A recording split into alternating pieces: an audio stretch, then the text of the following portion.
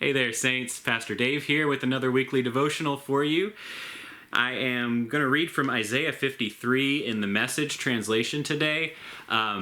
Last Sunday I preached on Romans 5 and the idea of having a shared identity with either Adam or Christ. Paul talked about having these two representatives who stand in for the rest of humanity. And I thought this was interesting to go back to an Old Testament reading, a familiar reading. We call this the suffering servant, and see another take on having a representative who stands in for us.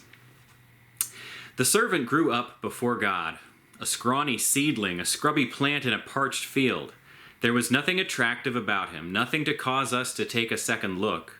He was looked down on and passed over, a man who suffered, who knew pain firsthand. One look at him and people turned away. We looked down on him, thought he was scum. But the fact is, it was our pains he carried, our disfigurements, all the things wrong with us. We thought he brought it on himself, that God was punishing him for his own failures, but it was our sins that did that to him, that ripped and tore and crushed him. Our sins. He took the punishment, and that made us whole. Through his bruises, we are healed. Saints, when we think about the suffering of Jesus on the cross and his death, and we think about how that applies to us, why does that make any difference to us? How do we receive redemption through what happened to Jesus? That might be a strange question. It might be a difficult question for us to wrestle with and get an answer to. I think there's a great mystery there, and I don't think that I can fully explain it. But the idea of having someone else who represents us and what happens to them also happens to us, it's not that strange when you think about how in our daily life we see these kinds of connections. We see instances where what happens to one person really does have an impact on others. And it can be so much bigger than we realize at first. We have been through a global pandemic, and we realized in this time of how connected our world is. When we see things like, factories in China and Japan that had to shut down, and then here it is months and years later, and we can't get enough of the semiconductors and computer chips that we need to go into our new cars and to go into our electronics, our phones and computers and game consoles and all that kind of stuff. And so those things are still very hard to come by, or they're really at a price premium because of the plants and the factories that were shut down. That world is just so interconnected. We see it with the gas prices, what we're dealing with at the pump right now because of a war that's going on in Ukraine.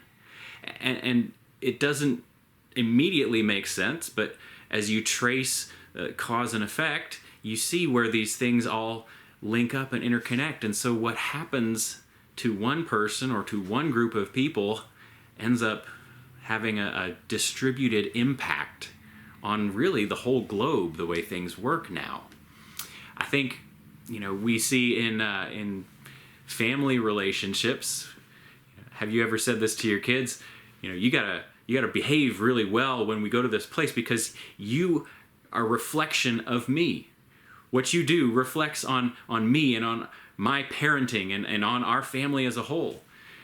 I think there are plenty of ways where we understand how one person can represent another. And maybe one other thing that would be helpful in understanding how Jesus' suffering could be redemptive for us is to think just again about that word redemption.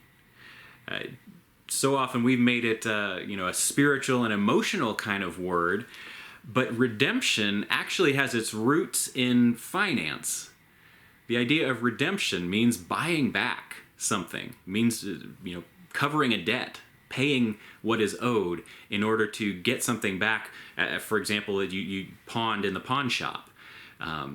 Redemption when we think about it in that sense, we can recognize maybe a little more easily how Jesus could do something that impacts us. Because, of course, we can imagine somebody who pays a debt on someone else's behalf, somebody who makes payment that they don't owe in order to buy out someone else's debt. And that is exactly what Jesus' death is for us. It's payment of a sin debt that we owe, that we could not ever repay. And yet when Jesus does that, it frees us. It redeems us. It buys us out so that we are no longer belonging to that sin. Saints, that is pretty good news, isn't it? I know it's hard to understand how Jesus could stand in our place, but maybe those are some ideas that help you process that mystery. Saints, that's your devotional for this week, and I hope it's helpful. Hope it's worth thinking about for you, and I hope that you are doing well and staying healthy. I'm praying for you, and hope you'll keep praying for me. Y'all take care. I'll see you again soon.